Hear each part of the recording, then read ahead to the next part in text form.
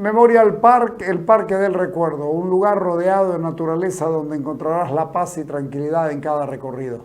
Memorial Park, espacio para recorrer y recordar. Padre Raúl, el año 1957, el gobierno de Bolivia decía lo siguiente: el gobierno de Bolivia, consciente de la obra civilizadora realizada secularmente por la Iglesia Católica Apostólica Romana a través de la acción misionera de las diferentes órdenes y congregaciones religiosas en beneficio espiritual y material de las tribus selvícolas del país, reitera solemnemente su agradecimiento a los vicariatos apostólicos erigidos en el territorio nacional por la Santa Sede. 2. Dichos vicariatos apostólicos en la actualidad son los siguientes: el Vicariato Apostólico del Beni, el Vicariato Apostólico de Cuevo, el Vicariato Apostólico de Chiquitos, el Vicariato Apostólico de Pando, el Vicariato Apostólico de Reyes y el Vicariato Apostólico de Ñuflo de Chávez. Los límites de los actuales vicariatos apostólicos quedan establecidos en un apéndice al presente convenio, etcétera, etcétera, etcétera. Este reconocimiento ya del año 1957, cuando se presentaba el nuncio apostólico,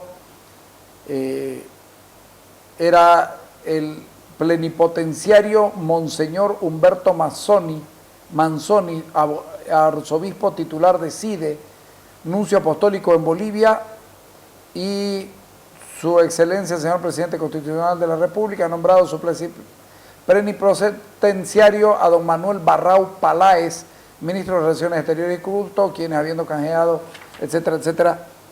Tan fuerte fue la influencia de los vicariatos, que aquí lo tenemos en el mapa, que se recibe este reconocimiento a la Iglesia por su labor.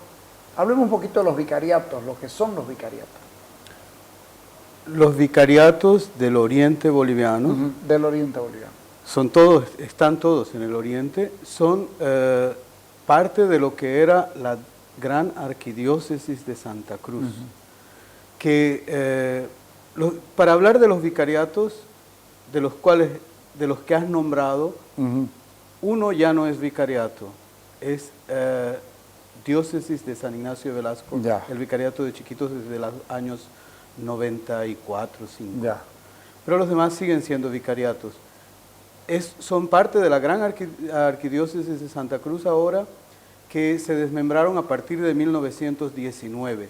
Pero antes del 19 está la presencia de los franciscanos con las misiones de los colegios de propaganda fidei.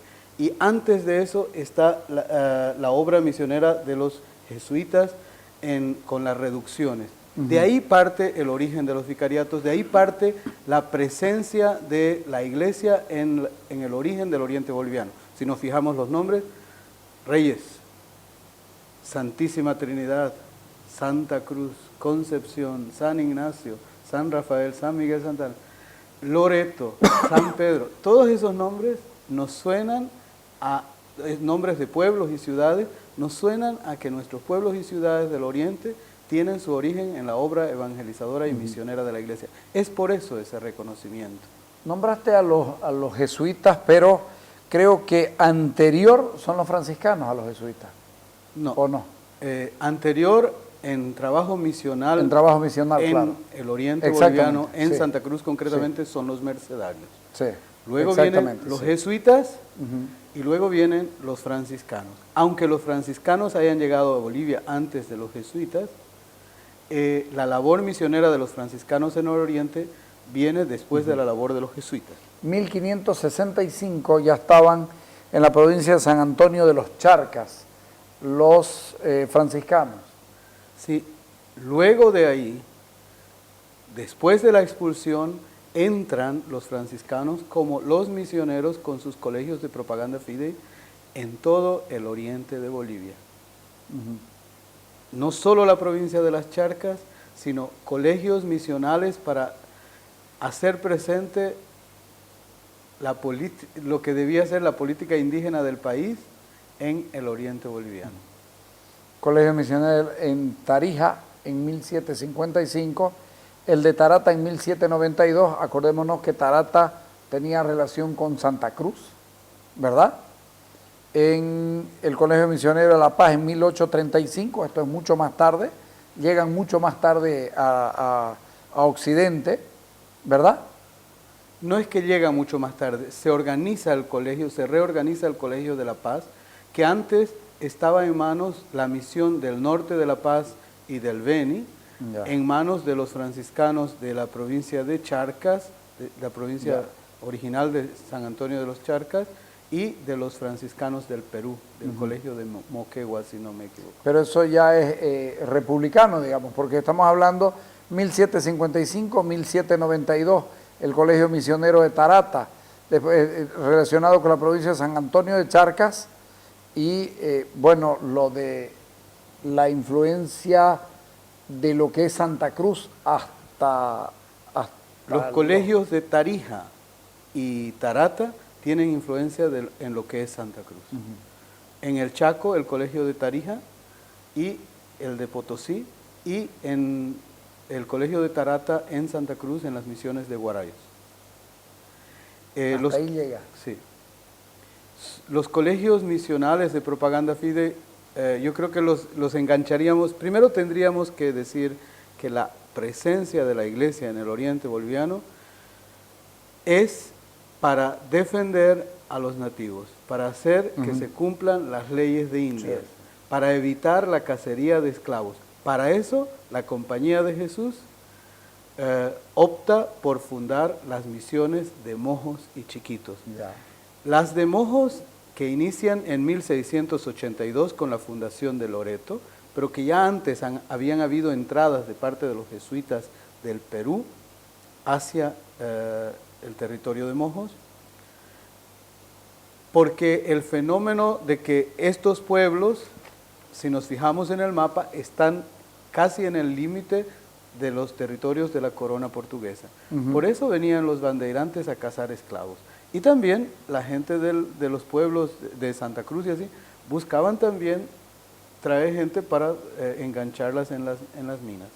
Entonces, ante ese peligro de las tribus diseminadas por el monte, peleándose entre sí, los jesuitas toman el modelo franciscano de las reducciones que se había iniciado en México y lo aplican. Eso es interesante. Lo aplican en el oriente boliviano, antes de la República.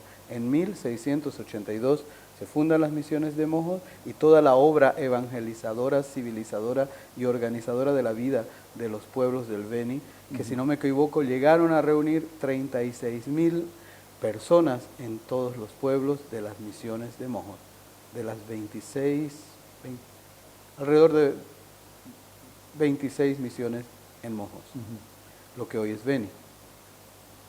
Y luego unas 25,000 personas en las 11 reducciones de Chiquitos, que se fundan el año 1691, iniciando con la desobediencia del padre Arce, que había sido mandado a hacer una vía de comunicación por sus superiores entre Paraguay y Bolivia para comunicarse a los misioneros. Él se queda con los paiconecas cerca de San Julián y funda lo que hoy es San Javier. 1691, la primera misión jesuítica. En realidad, una vía entre Charcas o Santa Cruz y Paraguay, Entre porque Santa no Cruz y porque no existía Bolivia. Sí, entre Santa Cruz y Paraguay. Esa era la misión del padre Arce. Pero él, ante la situación que vivían los paiconecas, decidió quedarse con ellos y fundar el primer pueblo misional el último día del año 1691. ¿Cómo es que se traslada? Las órdenes religiosas eran diferentes, franciscanos y jesuitas. Sí. ¿Y cómo es que se traslada la experiencia?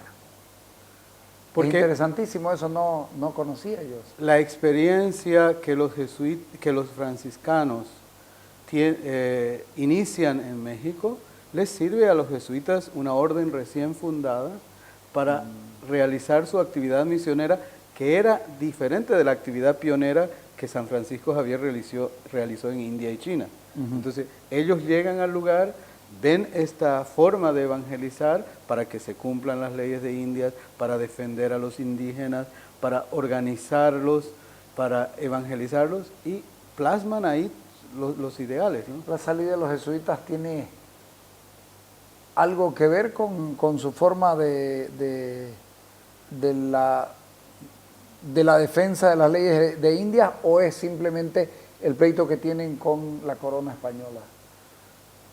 El pleito empieza entre órdenes, influencia de órdenes en Europa, ¿no? Ya. Los jesuitas querían influir más en los ambientes dirigentes de Europa, como también es su misión, ¿no? Evangelizar a la dirigencia. Claro. Con otra congregación, con los dominicos. Eso es el punto clave que hay detrás. Pero aquí en América del Sur, los jesuitas estaban en los límites de las dos coronas, corona portuguesa y corona española.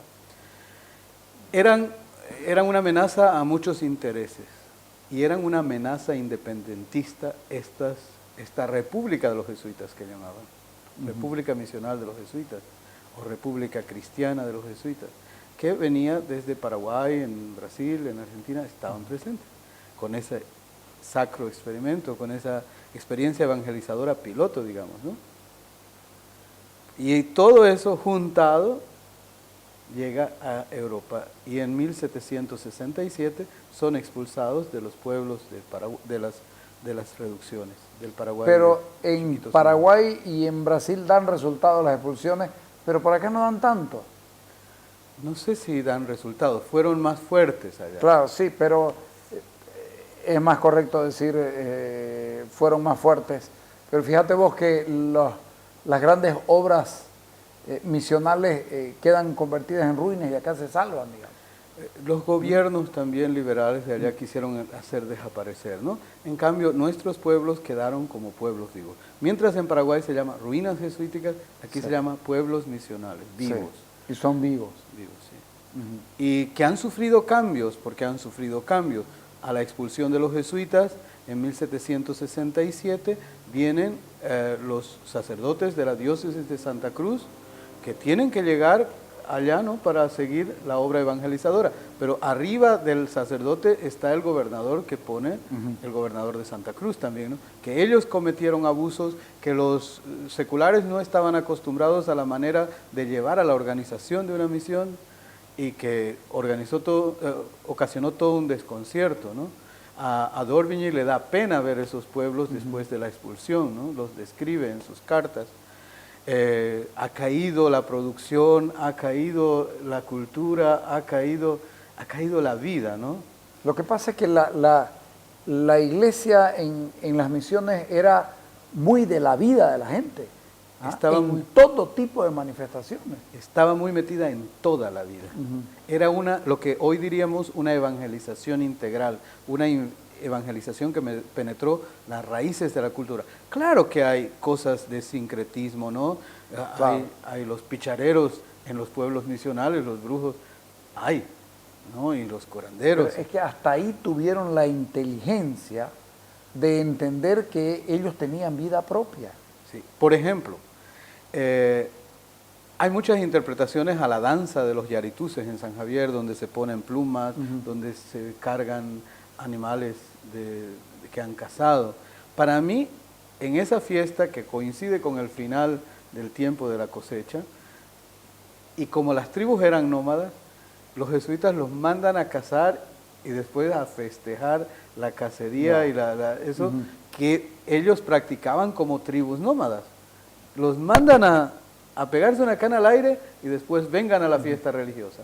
Todo eso que traen de su cacería, todos esos elementos de su religiosidad anterior, tráiganlos a la iglesia. Y ahí entran bailando con sus plumas, con sus disfraces, para expresar su fe cristiana en la fiesta de los apóstoles Pedro y Pablo, muy importante en las reducciones. Es imposible, reitero por enésima vez, es imposible imaginar el desarrollo del oriente boliviano sin la presencia de la iglesia. Es imposible. Sin la presencia de lo mestizo. Es decir, la iglesia y lo mestizo son los que determinan finalmente en lo que se va a convertir el cruceño, el veniano, el pandino. Así es. ¿Mm? La influencia cristiana, Católica. la influencia católica en el oriente boliviano es decisiva. Es decisiva porque era la única presencia cuando el Estado no estaba presente. Y los vicariatos apostólicos se crean a partir de 1917 por una conveniente ley del Estado que pide al Vaticano crear los vicariatos apostólicos para hacer presencia del Estado en las fronteras del país. O sea, el Estado llega por la Iglesia. El Estado llega por la Iglesia. El Estado llegó por la Iglesia también cuando el Estado, la naciente república no tenía políticas indígenas, llega a las tribus del oriente por la obra evangelizadora de los jesuitas, de los franciscanos, de los colegios de propaganda fide, después de la bella y significativa experiencia de los jesuitas en Mojos y en Chiquitos. Viene la fundación de los pueblos guarayos. Claro, tenemos que reconocer también el gran impulso e iniciación que es de parte de un cura cruceño, las misiones guarayas, el padre Gregorio Salvatierra, un porongueño que era párroco en San Javier, y para proteger a los javiereños de los avances de la gente de Guarayos, funda las misiones guarayas. Pero el pobre hombre solo no la puede y pide a finales de 1700 que le ayuden los franciscanos del colegio de Tarata. Eso no. Y ellos consolidan la misión en Guarayos, los franciscanos, en la antecingo del nacimiento de la República, y hacen presencia de país allá en las fronteras. Es decisiva el aporte de la Iglesia y nos alegramos que sea un aporte. Nos alegramos de que, como dice el himno cruceño, aquí plantó el signo de su redención. Aquí plantó el signo de su redención, sin ningún deseo de ir. Estaban quizá en la cabeza buscando el dorado. Pero aquí se tuvo que buscar la convivencia. Aquí se tuvo que buscar hacer evangelización en la vida. Y se hizo. Esto que dio tan buen resultado en la provincia, en el campo, digamos, en las reducciones, también tuvo buen resultado en las capitales, en Santa Cruz, en Nuestra Santísima Trinidad o en Cobija. Bueno, Cobija es posterior, por supuesto. Sí. La Santísima Trinidad, el pueblo de la Santísima Trinidad era una misión jesuítica. Loreto, y luego fundan la misión de la Santísima Trinidad, con los indios trinitarios, ahora se llaman. O sea, el Beni hay que ir descubriéndolo a partir de sus vicariatos y de sus misiones. De sus misiones. Más misiones que vicariatos. El primer pueblo, Loreto. El segundo, la Santísima Trinidad. Y después 26, dijiste. 26 más, con 36,000 habitantes en total en los pueblos misionales. Y todos con nombres cristianos, todos católicos, nombres cristianos. Reyes. Ese es por los santos reyes. ¿Ah? San Borja, San Francisco de Borja. San Francisco de Borja. San Pedro, San Lorenzo, San Javier, Santa Ana. Claro. San Ramón Nonato. En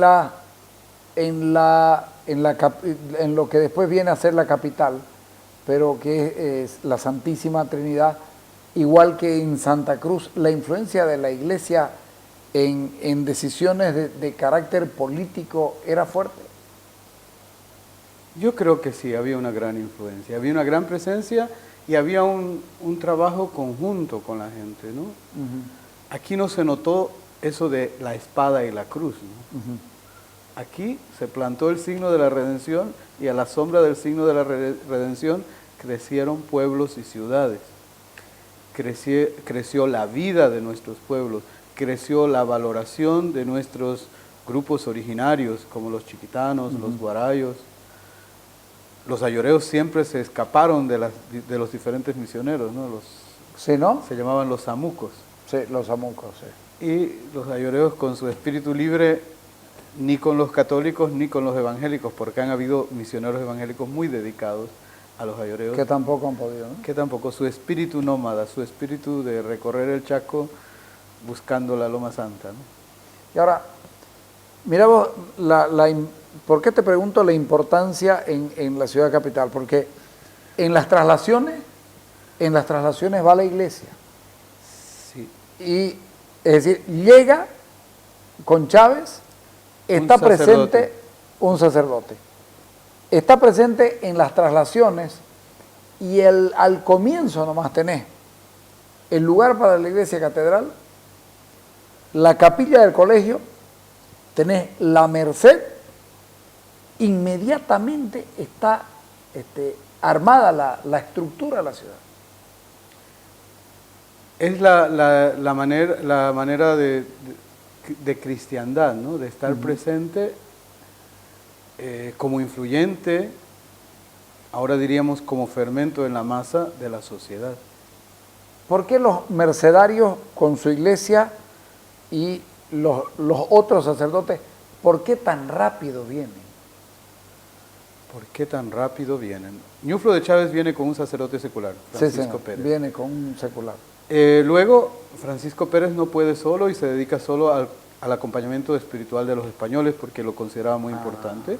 Ya. Y luego llaman a los mercedarios, Diego de Porres y estos mercedarios, que no tuvieron, quizá no eran tantos. La orden mercedaria no tiene las dimensiones de la orden jesuita o de los franciscanos. No, es una orden más pequeña. Y aquí la presencia de los es al inicio, con un convento que se va debilitando por falta de personal. Claro, fundan Porongo y llevan la misión de Porongo. Y yo diría, me hiciste una pregunta antes, la influencia de la iglesia y por qué en las ciudades, ¿no? Yo creo que en los pueblos hay un grupo más homogéneo y con otros intereses. Son los selvícolas traídos y organizados en un sistema donde el sacerdote con las autoridades de los grupos nativos gobernaba la nueva misión. En cambio, en las ciudades es de otra manera la presencia. Esos que vienen a fundar las ciudades con Ñuflo de Chávez están acostumbrados a estar con los curas y al acompañamiento, ya tienen una tradición. Y por eso la influencia en las ciudades españolas no es tan fuerte como crear un pueblo. Claro. Crear un pueblo, traerlos de la selva, organizarlos y organizarles la comida, el vestido, la formación cristiana, la formación en los artes y oficios. Es otra experiencia, diría yo, en los pueblos que en las ciudades con mezcla española. De hecho, las reducciones se forman para evitar la mala influencia de los cristianos viejos en los nuevos cristianos que reunían en las reducciones.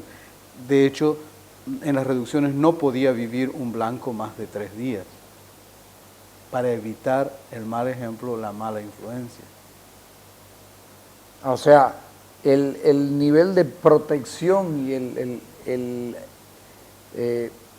blindaje que tenían era impresionante. Sí, habían unas leyes, o sea, eso parte, yo creo, si no estoy mal, de las leyes de India. Evitar el tráfico, evitar las malas influencias, los vicios de los españoles o de los mestizos. Al final de cuentas sabían a quiénes habían mandado, quiénes eran los que habían venido a la conquista. Sí. ¿Ah? Efectivamente, creo. Porque eran muy pocos los que Chávez y alguna gente que llega con él eran letrados y eran conocedores, eran instruidos, cosa que no ocurrió en la mayoría de las conquistas o de las llegadas, digamos, de los descubrimientos. En todo caso, más correcto es decir conquista, porque finalmente lo conquistaron porque fue a sangre y fuego. Pero los que llegan con Chávez tenían, la gente que llega con Chávez, había gente que era leída y era instruida. Y los demás, venía cualquiera. Entonces, el sacerdote sabía quién venía. Sí. Y entonces cuidaba. Así es. Y las reducciones son para evitar la mala influencia. Como que las leyes de India se hacen también para evitar el abuso, También. fundamentalmente de ciudadanos españoles sobre los aborígenes o los originarios. Y esa también es una influencia de la iglesia. Es Bartolomé de las Casas, Fray Bartolomé de las Casas, que influye para que se hagan las leyes de India.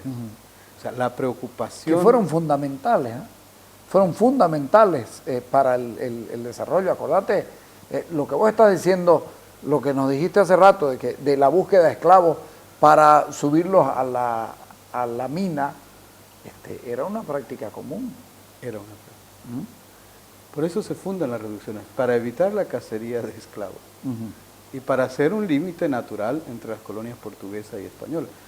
En cada reducción o entre dos reducciones tenían un ejército, digamos, para defenderse de los avances de los bandeirantes.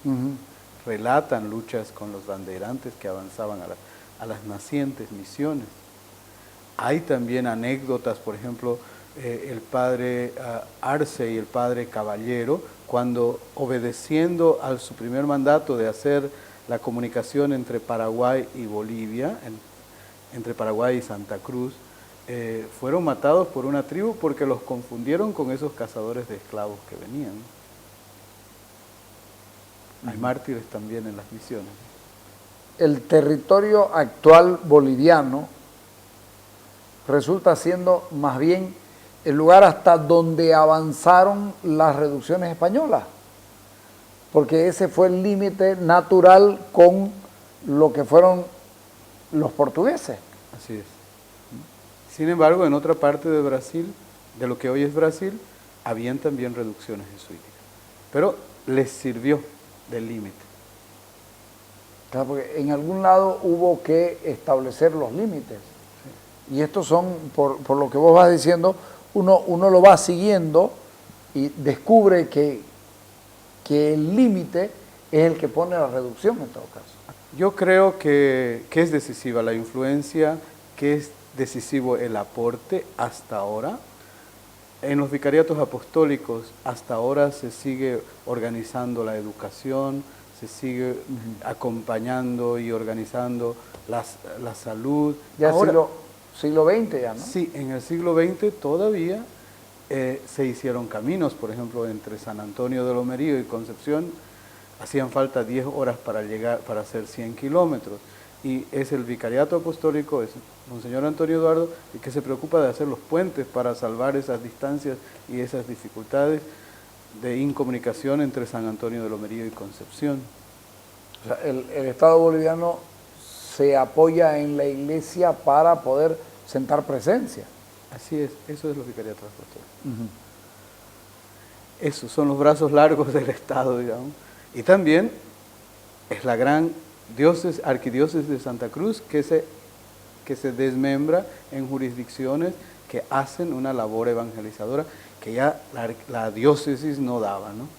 Y después llegan los hermanos no sacerdotes, los hermanos católicos, educadores, que también se van a las provincias. Sí, es el caso de los maristas. Los maristas, por ejemplo. Los maristas, pero los maristas están desde hace 50 años. Ya, poquito más de 50 años. En Roboré, 50, 51 años en Roboré. Sí.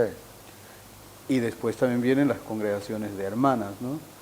Que están desde los años 30 en Guarayos, por ejemplo. ¿Los salesianos cuándo llegan? Los salesianos no están presentes en las provincias de Santa Cruz. Alguna ayuda han prestado en San Ignacio, pero concretamente no están presentes en las provincias. Están presentes en Montero, en el norte, por ejemplo. Aquí es muy fuerte la presencia de los salesianos en el norte. No solo con el Colegio Muyurina. No solo con el Colegio Muyurina, la parroquia de San Carlos, un gran foco de irradiación evangelizadora, de promoción humana, de medios de comunicación, tiene un canal de televisión, tiene un radio en Yapacaní, en San Carlos. En la ciudad, el Colegio La Salle y el Colegio Don Bosco. El Colegio La Salle no es de los salesianos. No es salesiano, claro. Es otra congregación. De don Juan Bosco La Salle. Juan Bautista de La Salle. Juan Bautista de La Salle, quiero decir. Es una congregación laical dedicada a la educación. Pero de gran influencia en la educación cruceña. En la educación cruceña, sí, desde los años 49, por ahí. Y Don Bosco, bueno, ni se diga. Don Bosco, a partir de Muyurina. Muyurina es el inicio en los años 50, luego en los años 60 vienen aquí con el oratorio y la parroquia, que después se hace, luego talleres y colegio, es lo que vemos ahora, ¿no? Y no solamente el Colegio Don Bosco de aquí, sino toda la labor que hacen los salesianos de acompañamiento a niños y a jóvenes a través de la Comisión Episcopal de Hogares, ¿no? Con el padre Octavio Sabadín, que los 40 hogares de la iglesia, él los organiza y dirige a nombre del arzobispo, ¿no?